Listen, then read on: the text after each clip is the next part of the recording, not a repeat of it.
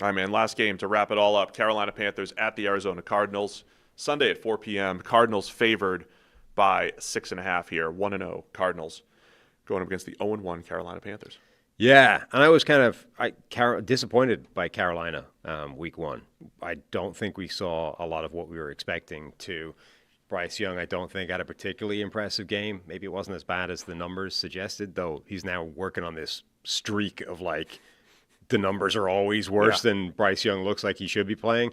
I think the numbers kind of told the story this week. Yeah. He had some impressive plays in there. It's different. It wasn't deer in the headlights, Bryce, but it wasn't great. Right. So I don't think he was quite as bad as the numbers say, but I don't think he was good either. And overall, you're it's just another one of there's a bit of optimism about Bryce Young and the Panthers and what they've done, and then you hit the rubber meets the road and it doesn't quite match up. Arizona, they fought hard and pulled off the win against New Orleans. I thought they might win a little bit more handily than that, but it's first game on the road. Arizona coming back home, I think that's a factor for them where they have the pieces on defense to cause some problems, to create some pressure, and then offensively, I guess Kyler was sick last week, and he was fine overall. I thought Marvin Harrison Jr. had a nice game.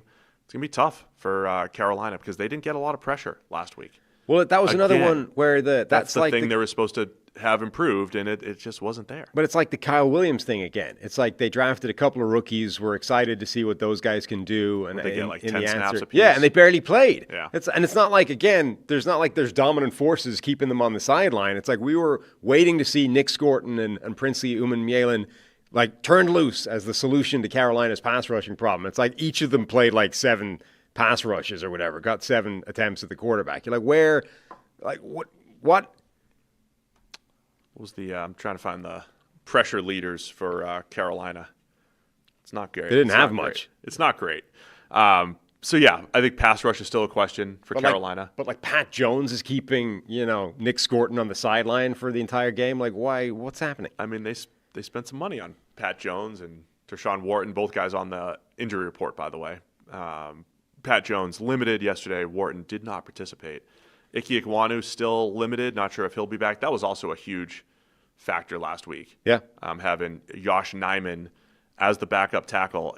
Sometimes I hate when it's there's this one matchup. But when you see Josh Hines-Allen getting quick pressure that often, sometimes one matchup absolutely blows up a game. And in last week, that was a factor for Carolina. If Ekwonu, who's better at least, is out there, that's going to be better when you go up against the Josh Sweats and Baron Brownings. And this, the Ekwonu thing is going to be a problem for a while, I think. Remember, appendectomy, it depends exactly how the appendectomy happened, surgery-wise, and, when it was caught and when it was a thing. But if you're an offensive lineman, independent of when you come back into the starting lineup, right? Some guys, I think Alex Mack maybe had one and played the following week. He was on the field at the very earliest opportunity.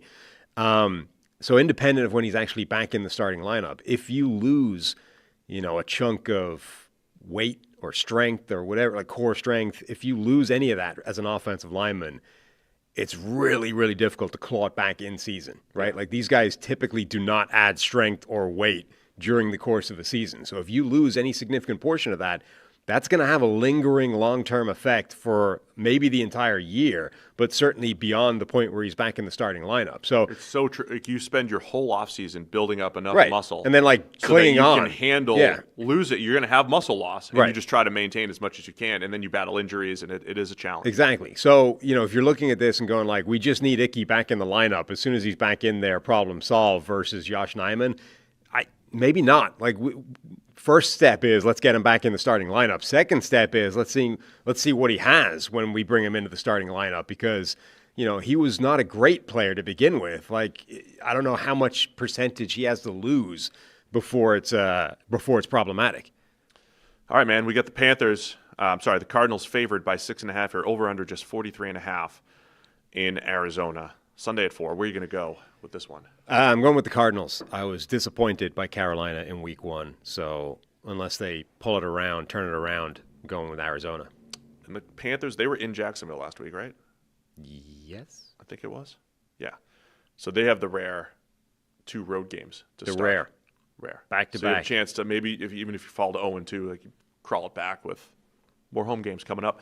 I'll take Arizona to cover the 6.5 here as well. I'd love one game where Bryce Young just hangs 3 bills on somebody. I don't even care if he plays well. I just want to see one with 4 turnover-worthy plays. I just want to see one game With where he 4 puts up crazy production. with 4 dropped interceptions, maybe. Thanks for watching all the way to the end of the video. Check the Mic is live every Monday, Wednesday, and Thursday, so be sure to hit the subscribe button so you don't miss a thing. And the all-knowing algorithm is convinced you'll also like these videos. And who are we to argue?